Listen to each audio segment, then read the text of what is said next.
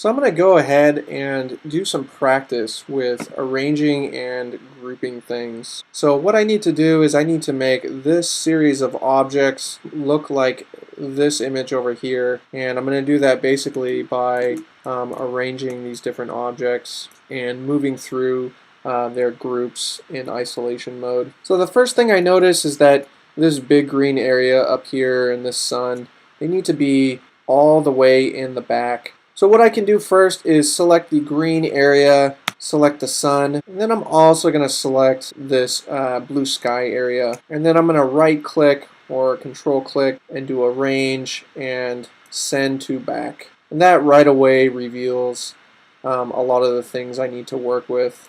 I'll go ahead and take this sun and I'm going to move that back using the bracket keys. So I'll do control and left bracket, and I just need to click a couple times to move that one back into place. I can see the selection of clouds here, which is a group, needs to move back as well. So I'll hit the bracket key and start to move that back.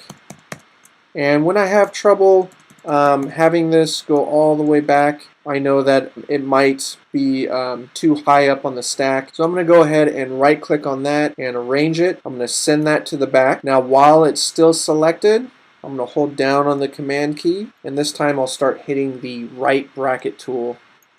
And I know that since those other shapes are in back, that it's going to pop up right to the front. So now that those are all together, I'm going to go ahead and do a marquee selection of all of those. I'm going to hold down on the shift key and I'm going to select this cloud, and then I'll just go ahead and group that. Command and G. So now I don't have to worry anymore about those individual shapes. Those are going to stay locked kind of together in this arrangement. I'll go ahead and hover over this building, and I can kind of see that there's a couple features that I need to arrange into a different shape or a different arrangement. So I'm going to select this, and now I can see this is all one big group. We know how to deal with this now based on working with our isolation mode. So I'm going to double click to get into the isolation mode, and now we can see that we've moved into another group. So I'll click it again, and we can see this is its own group.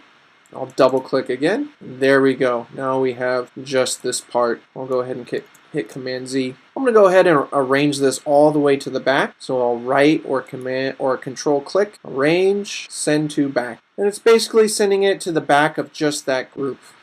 Alright, now I see these antennas should not be in the back, because based on this image they should actually be in front. So I'm going to go back to my isolation mode cascade right up here, and I'm going to click on this second group over here.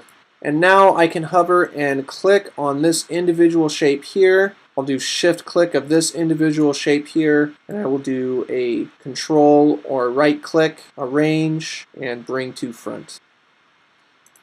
Okay, so the last thing I need to do is I can see with this building that there are not as many of these horizontal dividers. What's interesting is I made this shape using the grid tool, but the grid tool is basically making a group of lines. So since it's a group, I can actually go in and I can modify those lines. So I'm going to hover and make sure that my group of grid lines are selected. I'm going to double click on just those grid lines.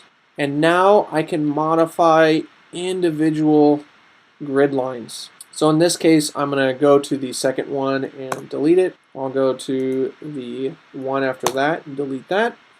And basically I'm deleting every other one. And now that that is correct, I'm going to hit the escape key to get out of all of those isolation modes. And I'll zoom out, and that looks like it matches the image.